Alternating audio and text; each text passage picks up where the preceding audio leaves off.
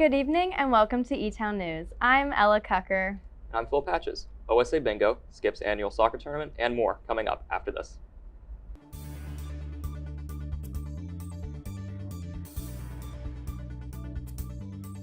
Elizabethtown College has their own student-run radio station here in Steinman. Students in any year can join to be a DJ and there's no prior experience needed. We have many great DJs for this semester. To listen to our DJs, tune in on the radio or use the TuneIn app to listen to WWEC 88.3, The Sound of Elizabethtown. The Elizabethtown College Office of Student Activities will be hosting this semester's bingo tonight in the cab at 8 p.m. Prizes will feature Lego sets, an ice maker, a Kindle paperweight, and much more. There will be 15 rounds of bingo, so there will be plenty of opportunities to win one of the prizes. Doors will open at 7:30 p.m. and the event is exclusive to Etown students. This night is always a hit, so be sure to get there early before the line gets too long and you miss your chance to play. It will be capped at 320 students. Have fun! Last weekend, the Gibble Auditorium was filled with laughter during Mad Cow Improv's January show. Half of the auditorium was filled with students, faculty, and members of the community coming out to watch the show. Mad Cow played fan-favorite games such as Halftime, Props, and Improbable Mission. The show was a club fundraiser, allowing them to raise $300. Their next show is their Improv Your Pants Off show, Friday, February 21st. The College Store is holding a contest to celebrate Groundhog Day. Students must enter by tomorrow, February 1st at 11:45 p.m. for the chance to win a prize from the College Store. To enter, you must watch the movie Groundhog Day and take a quiz at the link of the screen to determine how well you know the movie. The winner of the contest will be announced on Groundhog Day.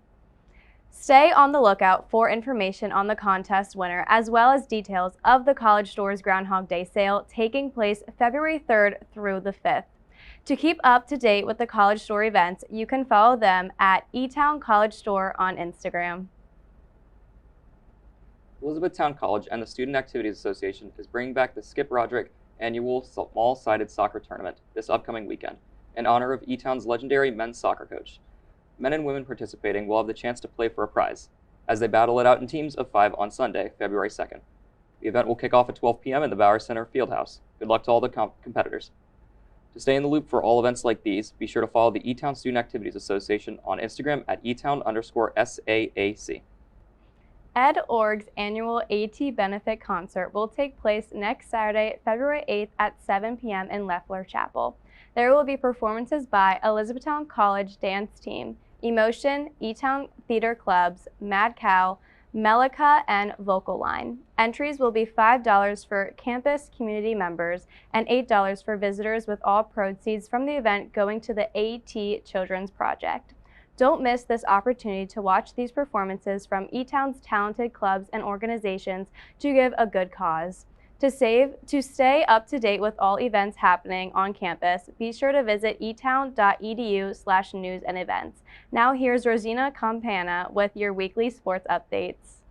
Thanks, Ella. Blue Jay athletics were in full swing this past Saturday.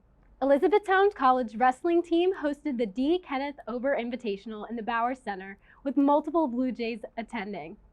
Gannon Smith, Justin Hockleberry, and Will Davis won their weight classes, with Jimmy Yanks taking second in the heavyweight division.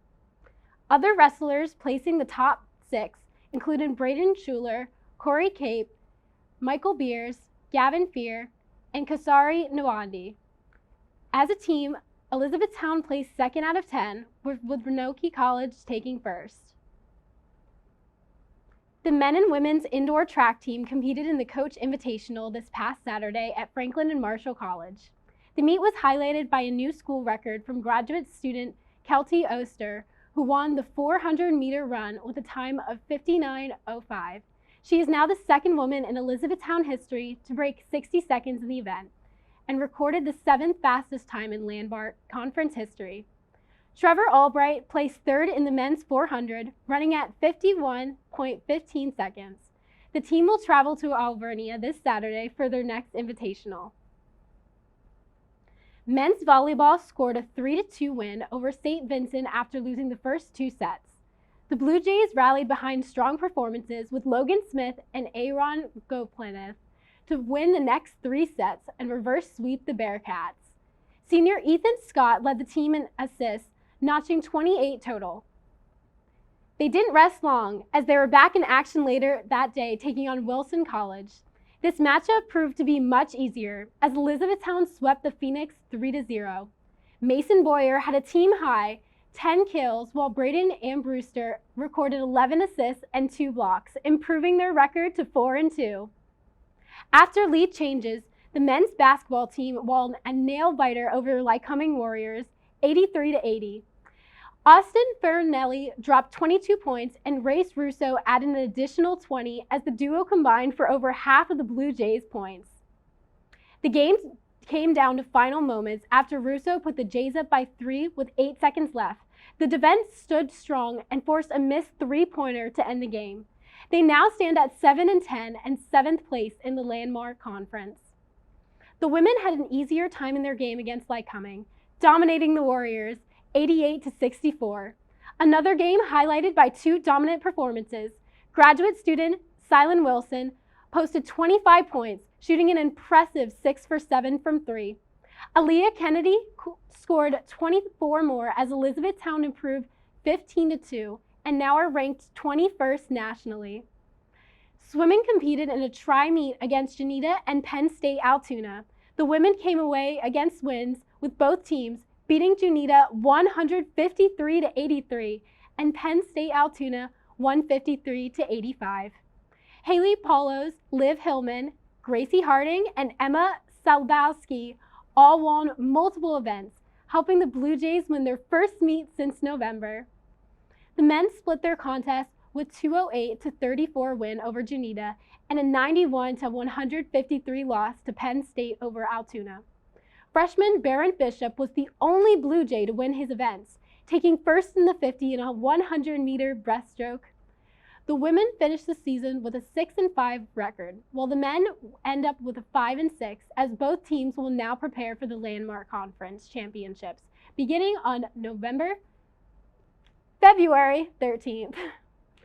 The matchup for Super Bowl 59 is set will showcase a rematch from the Super Bowl 57. The Kansas City Chiefs are looking to become the first team in NFL history to win 3 Super Bowls in a row. Standing in their way are the Philadelphia Eagles, who are hungry for revenge after losing the big game 2 years ago. Both teams punched their tickets last Sunday as the Chiefs defeated the Buffalo Bills 32-29, while the Eagles toppled the Washington Commanders 55-23. Philadelphia has the league's leading rusher in Saquon Barkley and the #1 ranked defense, but Kansas City has a couple of dominant postseason performers in Patrick Mahomes and Travis Kelce. The game takes place on February 9th at the Caesars Superdome in New Orleans. And lastly, in the world of professional wrestling, 30 men and 30 women have the chance to punch their ticket to the grandest stage of them all, WrestleMania. WWE's Royal Rumble takes place tomorrow night when superstars compete in their respective Battle Royale, while the winners will get a championship match at WrestleMania. Speaking of champions, Cody Rhodes will defend the WWE Championship against an unhinged Kevin Owens at ladder match. It's sure to be a legendary night. The Royal Rumble kicks off Saturday at 6 p.m. That's all for sports. Now here's Layla Murphy with your weekly weather update. Thanks, Rosena. Welcome to the Weekly Weather Watch, where we cover the weather once a week, rain or shine. I'm your host, Layla Murphy. Today, Friday the 31st, is rainy with a high of 52 and a low of 31. Saturday will be mostly sunny with a high of 37 and a low of 26. Sunday will be cloudy with a high of 50 and a low of 42. The clouds will continue on Monday with a high of 56 and a low of 35. Tuesday we'll see some sun, but it'll still be mostly cloudy and we'll have a high of 41 and a low of 30. Wednesday we'll have some showers with a high of 43 and a low of 37. And finally, Thursday we will have some rain with a high of 51 and a low of 26. Thanks for tuning into the Weekly Weather Watch. I'm Layla Murphy. See you next week. Now back to Phillip and Ella in the studio. This past Monday, January 27th, the White House Office of Management and Budget issued an abrupt freeze on almost all federal grants and loans. In addition to details on federal agencies' disbursement of funds, The office asked questions related to Donald Trump's campaign agenda, such as if the funding goes toward illegal diversity, equity, inclusion, and accessibility mandates, or is related to environmental justice. This freeze impacts over 2,600 programs pertaining to meals for low-income students, the WIC program, Meals on Wheels, foreign assistance, homeless veteran assistance, and much more.